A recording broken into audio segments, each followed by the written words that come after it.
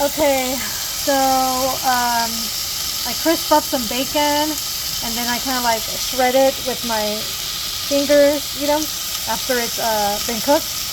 You could also saute some beans or any other little piece of meat just to add flavor to the beans. Okay, so for my shortcut, I just use canned pinto beans.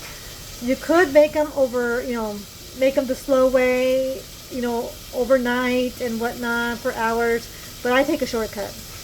I also like to add this rotel can because it's already got the chiles and tomatoes in there already cut and ready, and it's mild. But you could instead just do some diced tomatoes and some jalapenos, peppers. You can get them fresh off the plant as well, and then just cut up a couple of them, and that'll work out fine too.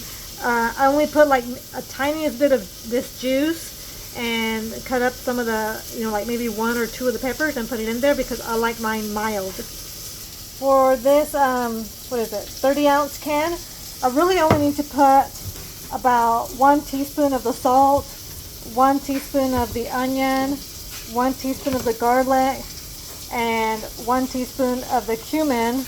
Of course, you could use, fresh onion and fresh garlic, as small as you can get it. I also add in cilantro. From my garden, I have, the cilantro plant, and I put it in the oven and dehydrated it, and then I turned it into cilantro powder, and that's what I do for off season. Of course, you can buy it at the grocery store fresh as well. And by the way, you don't have to put all the tomatoes. Some people don't like as many tomatoes in there. It's up to you to put to your taste. Okay, so here I have the bacon, and I'm gonna crumble it up. Take as much oil as you can out. Okay, so there they are, crumbled up. Add in the beans with the juice from the can, and I'm actually going to add more water as well. Add as much water as you want, really. You want it as soupy as you want it, okay? And it looks like a soap, but it's not soap. I added probably half the can of the rotel, and I pretty much just guesstimate the spices. I mean, you can always add more, right? Alright, then just stir, and you're just going to let it come to I let it boil first for, a minute or so, and then I just let it simmer for a while. You'll be able to, I never know how long I let it simmer. I just come check on it and be like, oh, looks good. I do a little taste test and like, oh, it's ready, So you can kind of just test that out, okay?